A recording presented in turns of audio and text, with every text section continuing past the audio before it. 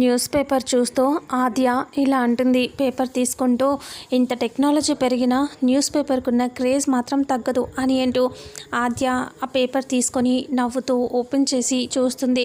అందులో కిషోర్ వర్ధంతి అని చెప్పి ఫోటోతో వేసి ఉంటుంది. అది చూసి ఒక్కసారిగా ఆద్య గట్టిగా అరుస్తుంది, శ్రీను అనేసి.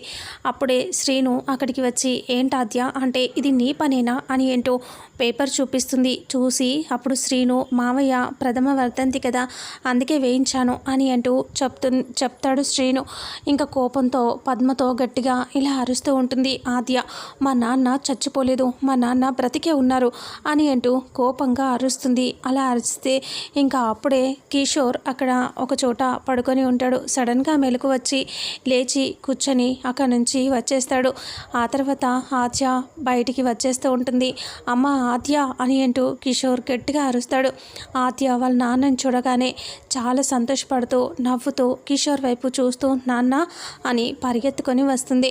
ఇంట్లో వాళ్ళందరూ కూడా వచ్చేస్తారు. అప్పుడే అందరూ వచ్చి అలా చూస్తూ చాలా సంతోషంగా జానకి అందరూ కూడా చాలా హ్యాపీగా ఉంటారు. అప్పుడు ఇలా కిషోర్ని చూస్తూ శ్రీను టెన్షన్గా ఇలా అంటాడు, మావయ్య అసలు ఆ రోజు ఏం జరిగిందో తొందరగా చెప్పండి మావయ్య, మిమ్మల్ని నీళ్ళలోకి నేను తోసేశానని ఆద్య అంటుంది అని శ్రీను అంటే ఇంకా అప్పుడే కిషోర్ ఇలా అంటాడు, అమ్మ ఆద్య శ్రీను నన్ను నీళ్ళలోకి తోసేయటం ఏంటమ్మా, ఆ రోజు శ్రీను తప్పు అసలు లేనేలేదు, శ్రీను నా దగ్గరే లేడు అని అంటూ చెప్పేసరికి ఇక ఒక్కసారిగా ఆద్య షాక్ అవుతుంది. ఆ రోజు జరిగిన దాంట్లో శ్రీను ప్రమేయం ఏం లేదమ్మా అని కిషోర్ చెప్తాడు. ఆద్య బాధగా శ్రీను దగ్గరికి వచ్చి ప్రేమగా చూస్తూ ఏడుస్తూ ఇంకా అలా చూస్తూ ఐఎమ్ సారీ శ్రీను, నేను తప్పుగా అర్థం చేసుకున్నాను అని గట్టిగా హక్ చేసుకుంటుంది. అప్పుడే శ్రీను చాలా సంతోషపడుతూ ఉంటాడు.